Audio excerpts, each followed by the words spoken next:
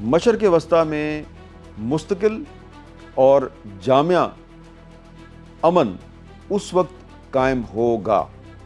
जब गज़ा से इज़राइली फ़ौज वापस चली जाएगी, जब मस्जिद अक्सा से इज़राइल का कब्ज़ा ख़त्म होगा, अक़वाम मुत्तहिदा की सिक्योरिटी कौंसिल की जो फ़लस्तीन के मुतल्लिक़ करारदादें हैं उन पर अमल दरामद होगा और इज़राइल के जो इस वक्त मौजूदा वज़ीर आज़म हैं नेतन्याहू, उनका जो ग्रेटर इज़राइल का मंसूबा है इस पर अमल दरामद की कोशिश बंद हो जाएगी। जब ये सारा हो जाएगा तो उसके बाद हम कह सकते हैं कि मिडल ईस्ट में एक कम्प्रीहेंसिव और परमानेंट सलूशन का रास्ता निकल सकता है। तो ये जो मैंने आपको परमानेंट और कम्प्रीहेंसिव सलूशन बताया है, ये डोनाल्ड ट्रंप के लिए काबिल कबूल है या नहीं, यही है असल सवाल। ये सवाल आप किसी भी इंटरनेशनल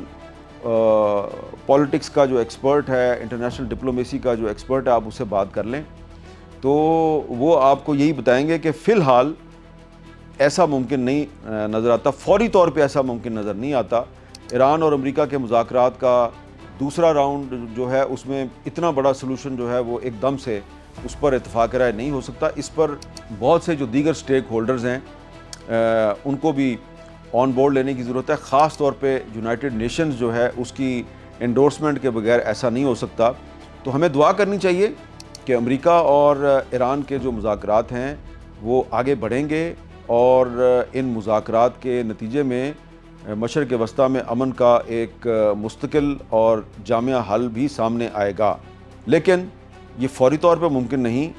और इन मुज़ाकरात के दूसरे राउंड से हमें बहुत बड़ी बड़ी उम्मीदें वाबस्ता नहीं करनी चाहिए और कोशिश करनी चाहिए कि slowly and gradually, Aahista Aahista हम अमेरिका को और ईरान को कन्विंस करें कि आप मशरक़ वस्ता के मुस्तकिल और जामिया क़याम अमन के हल के लिए कोई ऐसा रास्ता इख्तियार करें कि दोनों फ़रीक़ैन को फेस सेविंग मिल जाए। कुछ फ्लेक्सिबिलिटी अमेरिका दिखाए, कुछ फ्लेक्सिबिलिटी ईरान दिखाए, तो उसके बाद ही मदर ऑफ़ ऑल डील्स हो सकती है।